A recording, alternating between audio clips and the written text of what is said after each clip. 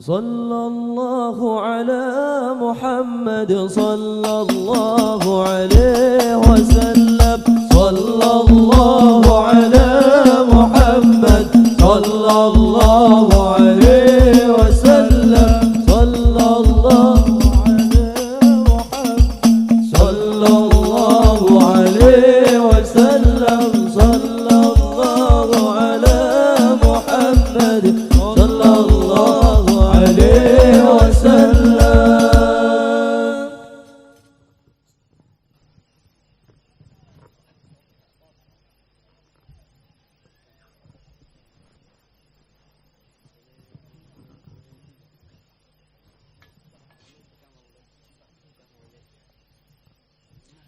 Assalamualaikum warahmatullahi wabarakatuh.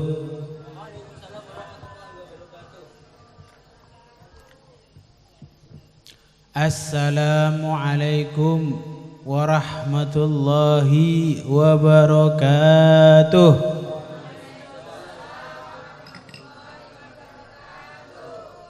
Nggak, kurang banter sih. Assalamualaikum warahmatullahi wabarakatuh.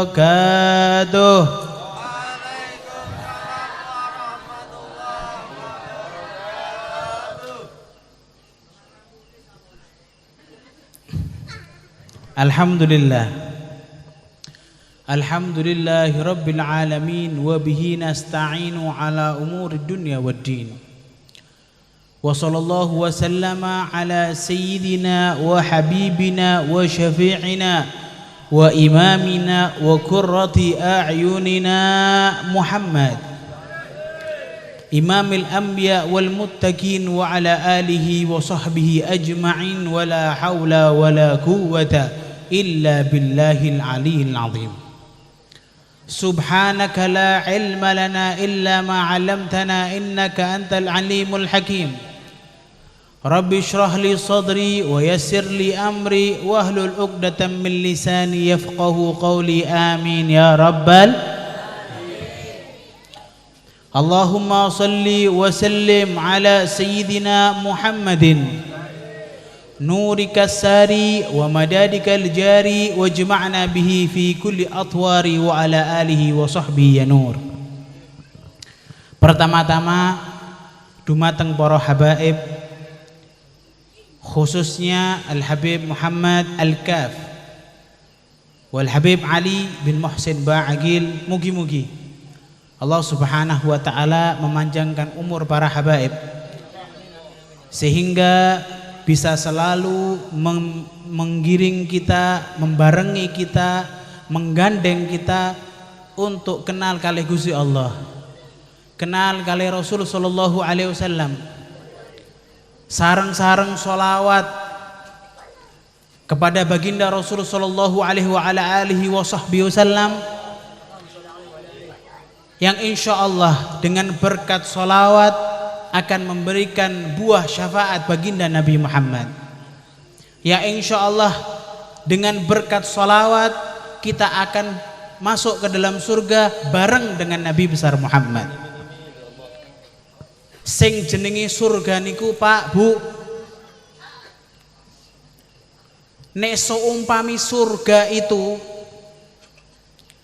walaupun banyak dari kenikmatan yang Allah subhanahu wa ta'ala berikan untuk para penghuni surga, tapi tidak bakal enak surga nek kula lan panjenengan sedaya boten saged kumpul satu surga bareng kalih Kanjeng Nabi Muhammad. Kenikmatan surga niku bertambah dan bertambah nikmat nek bareng kalah Kanjeng Nabi Muhammad. Sing ngarang kitab Maulid Syamtud Duror yang barusan kita baca ini, yang bernama Al-Habib Ali bin Muhammad Al-Habsyi, beliau mengatakan di bait qosidahnya secara jelas, beliau mengatakan fi jannatin ma syagani min wasfiha illa likaunil hibbi fiha khayyama. Beliau mengatakan fi jannatin masyagani min wasfiha, bukanlah kenikmatan surga yang membuat aku rindu untuk masuk di dalamnya, illa likaunil hibbi fiha khayyama, kecuali yang membuat saya rindu untuk masuk ke dalam surga karena beliau Nabi Muhammad tinggal di dalam surga. Jadi seandainya surga bukanlah tempat Nabi Muhammad tinggal, saya tidak akan pernah rindu dengan surga. Jadi kenikmatan surga terbesar yang kita harus dapatkan ialah surga yang mana di situ adalah tempat beliau Nabi Muhammad. Apa meneh jenenge swarga iku lak ana tingkatane. Surga itu ada 7. Ada surga Darussalam, ada surga Adan, ada surga Firdausil A'la, paling tinggi. Makanya kita di sini sholawatan, semangat untuk sholawatan, tujuannya cuma satu, kepingin masuk surga bareng Kanjeng Nabi Muhammad. Allahumma sholli ala Muhammad. Sahabat niku pernah datang sowan kalih Kanjeng Nabi Muhammad. Sahabat niku punya kebiasaan, beberapa sahabat punya kebiasaan, nek sumpek obate melihat wajah Nabi Muhammad.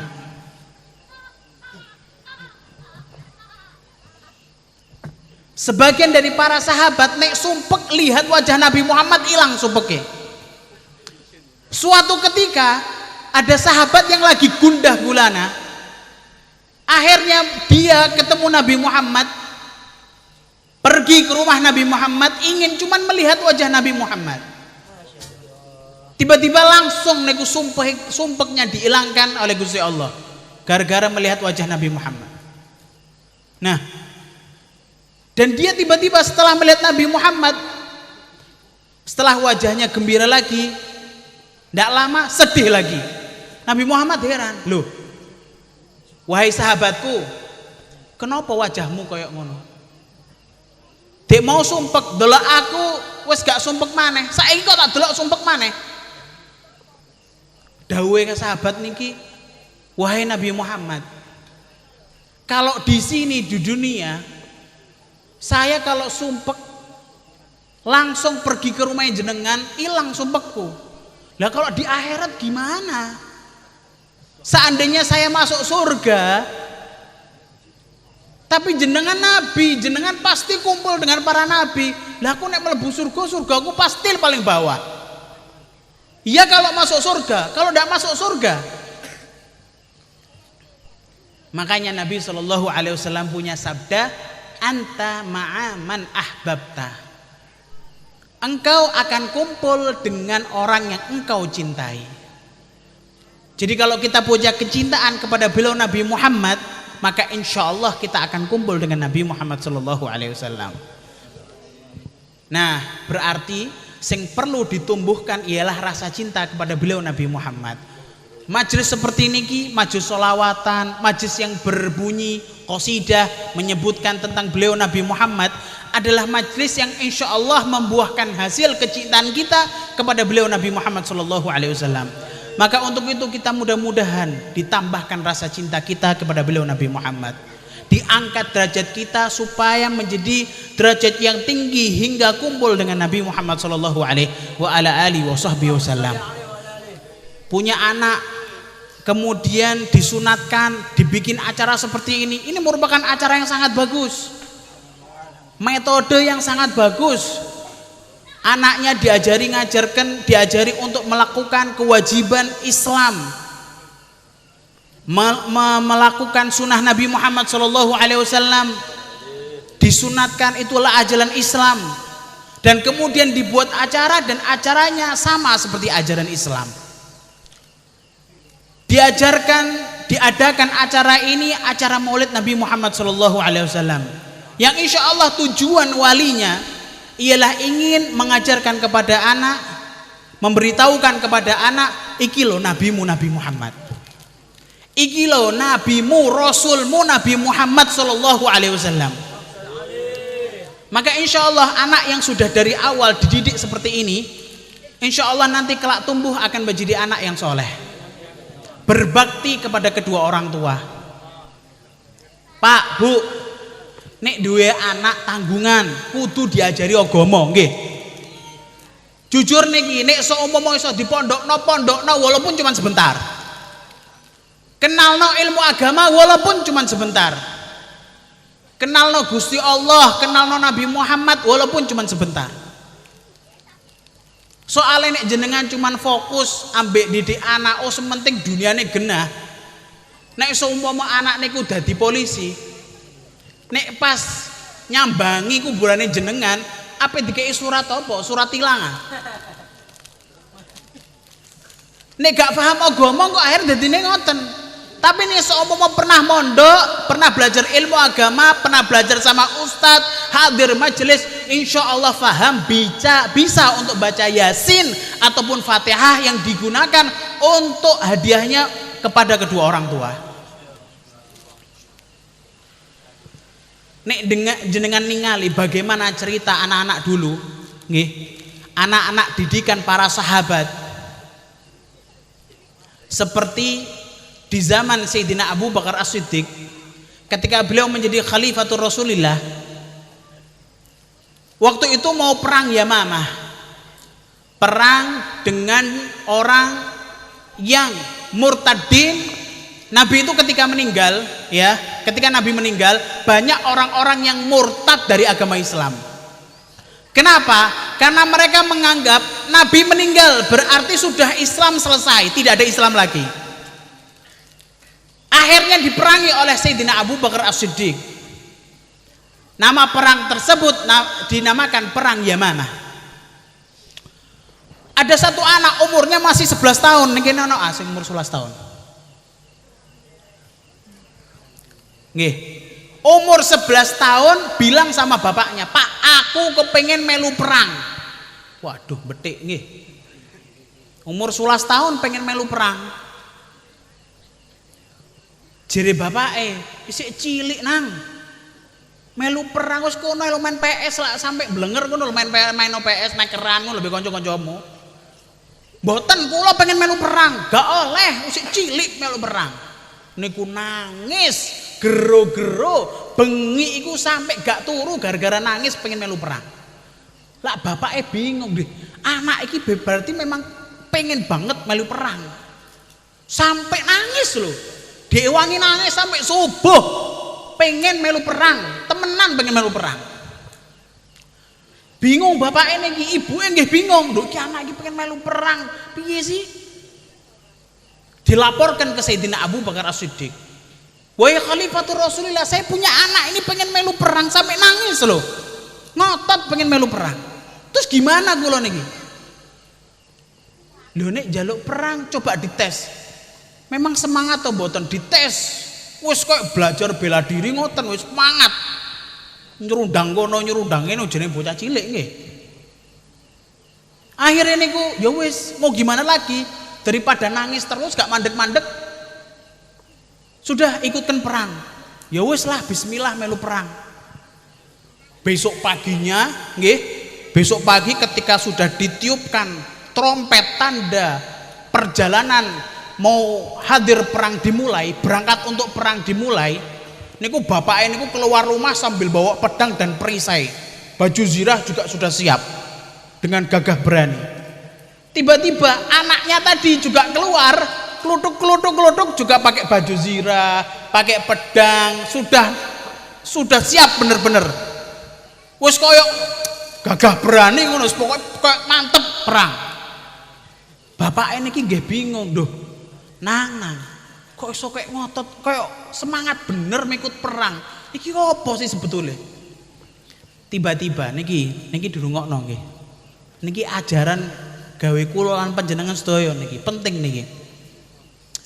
Anak ini tiba-tiba noleh kemana? Ke dalam rumah. Di situ ada ibu anak tersebut. Noleh sambil berkata, "Ya ummi, hei ibuku, wahai ibuku, amma turidu an tuballigh salama ila Rasulillah." Ibu ndak kepingin titip salam sama Kanjeng Nabi. Ibu elak bingung, titip salam kali Kanjeng Nabi. Nabi pun sedo. Naam, Nabi pun sedo. Ini stushhitu, kalau saya sampai mati syahid nanti, fartaqar ruhi biruhin Nabi, maka rohku akan bertemu dengan roh Nabi Muhammad. Tak salamu tak sampai no dengan Kanjeng Nabi Muhammad. Jadi tujuan awal bocah iki kepingin melu perang, kepingin mati syahid. Kenapa pengen mati syahid? Kepingin cepet-cepet ketemu Kanjeng Nabi. Umur 11 tahun loh wis kangen mbek Kanjeng Nabi. Kok bisa seperti ini? Karena mereka anak kecil ini dididik oleh orang tua. Orang tuanya mereka mulai kecil diajarkan, nak sampean ngertos Nabi Muhammad. Sinten niku Nabi Muhammad? Nabi Muhammad ahsanan nasi khuluqan wa khalqa. Nabi Muhammad itu adalah makhluk yang perangainya ganteng, wajahnya tampan, dan akhlaknya juga spesial. Nanti tidak lama lagi dikandani maneh, nak ngertos Kanjeng Nabi. Kanjeng Nabi sinten? Kanjeng Nabi itu khuluquhul Quran. Akhlaknya Nabi Muhammad sama seperti Al-Quran. Akhirnya jenenge anak iki diceritani kayak model ngoten. Oh, Nabi istimewa kayak ngono ya. Kepingin cepet-cepet ketemu Kanjeng Nabi. Wah, kula niki cinta padahal belum lihat Kanjeng Nabi wis cinta kalih Kanjeng Nabi.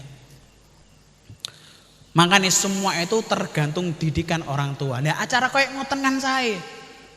Acara sunatan digawe maulitan. Niki ngajari anak supaya cinta kalih Kanjeng Nabi Muhammad. Dan banyak contoh-contoh dari kita punya ulama dan para wali ngajari anaknya cinta kepada Nabi Muhammad sallallahu alaihi wasallam. Perang Badar, jenengan ngertos perang Badar? Perang Badar. 313 orang muslim, musuh 12.000 orang kafir.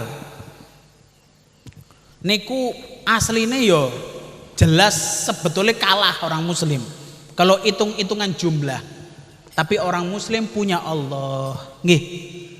Orang muslim punya Allah. Orang kalau sudah yakin Allah bersama dia, berapapun gak mundur. Wong Allah bersamanya. Itulah yang terjadi di perang Badar. 313 bisa ngalahkan 12.000 orang. Cuman kelebihan di perang Badar ada satu hikayat cerita. Waktu itu Sayyidina Utsman bin Affan termasuk khalifah ketiga setelah Sayyidina Abu Bakar, Sayyidina Umar, dan kemudian baru Sayyidina Utsman. Sayyidina Utsman ini orang yang spesial.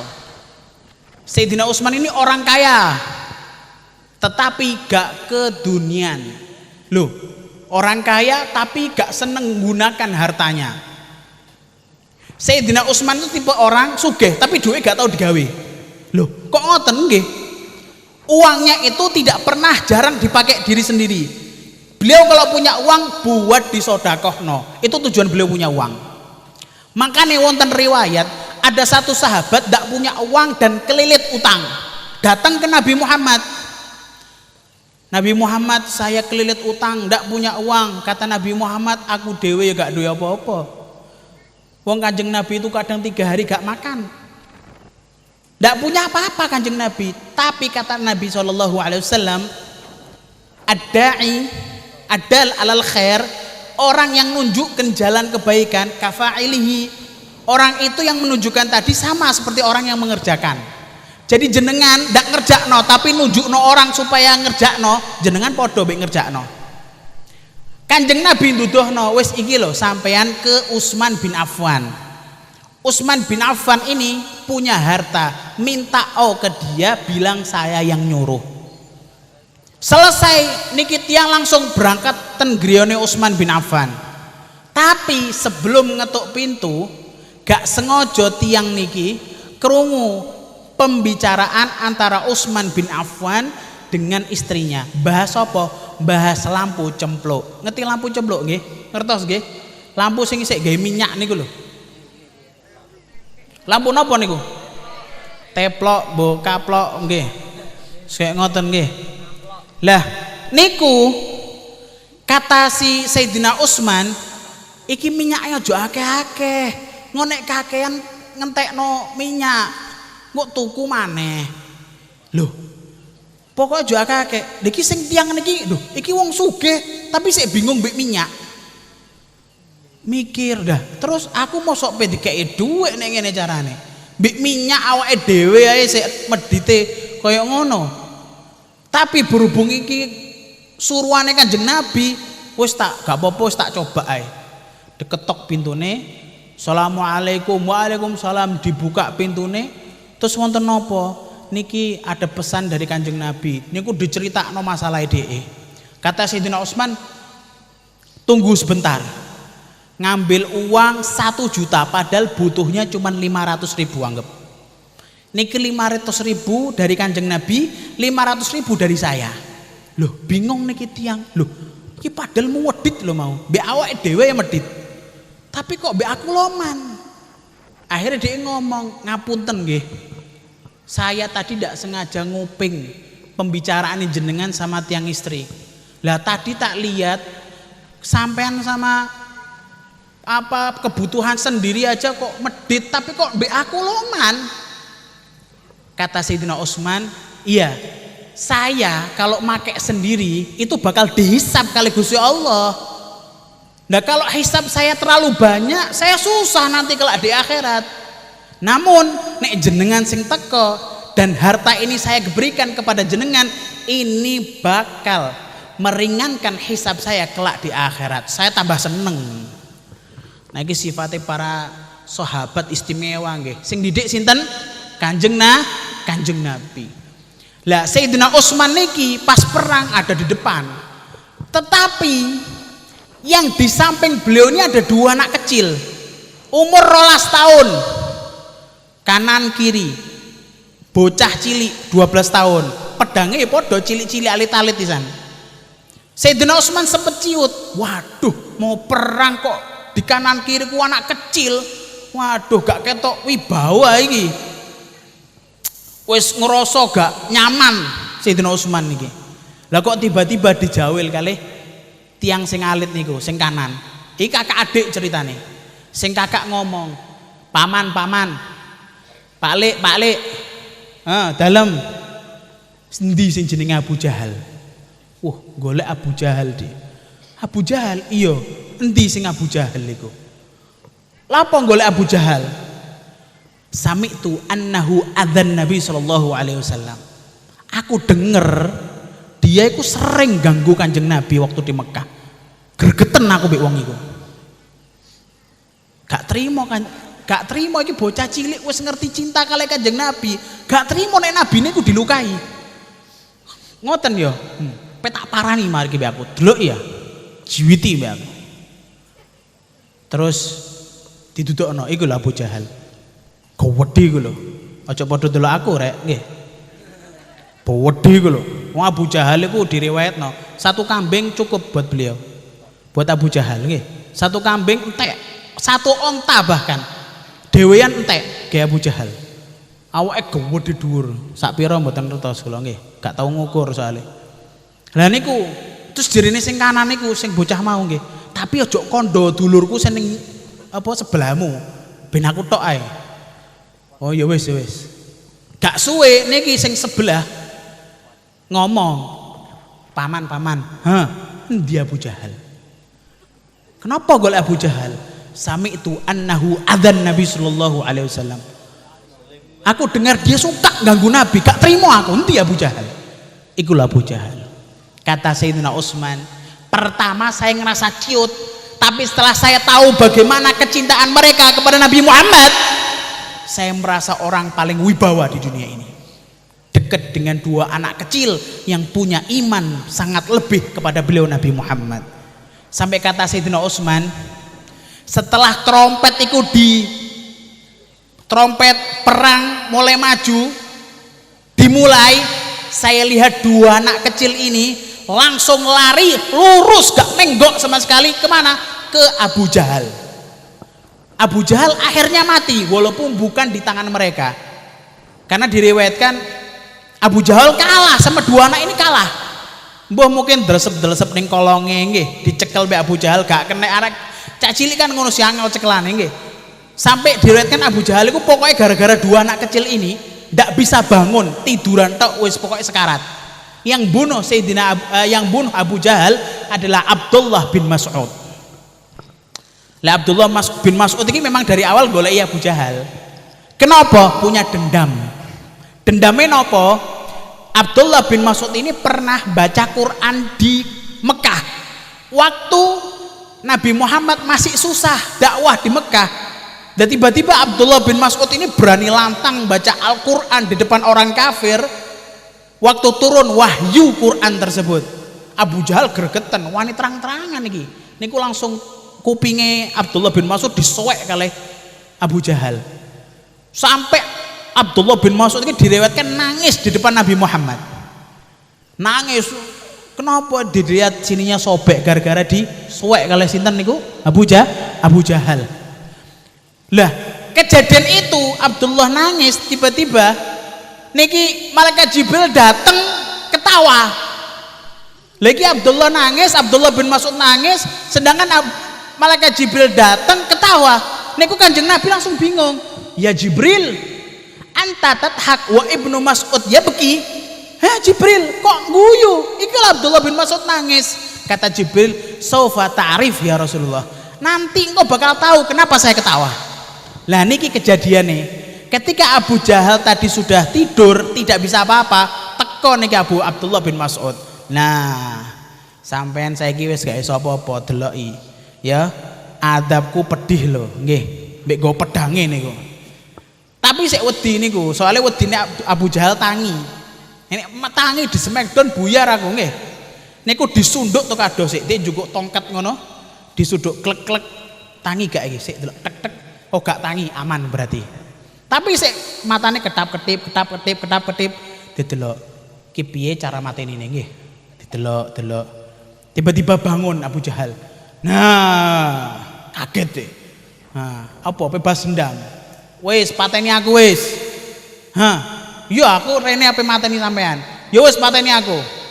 Akhirnya Abdullah bin Mas'ud ini direwetkan orangnya kecil kurus, bahkan kata direwetkan kadang kalau ada angin besar sampai katut Abdullah bin Mas'ud. Ya, saking cilik ya awake nggih. Lah, otomatis pedangnya nggih cilik nggih.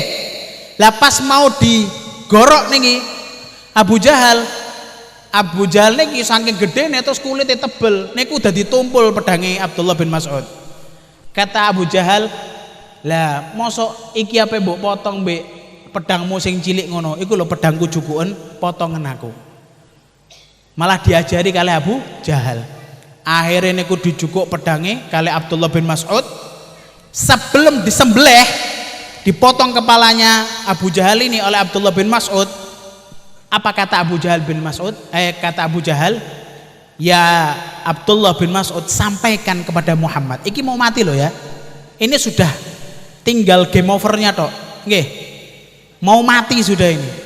Kata Abu Jahal apa? Sampaikan kepada Muhammad. Anta aduwi fid dunya wal akhirah. Kamu adalah musuhku di dunia dan di akhirat. Iki apa mati sik nglawan loh.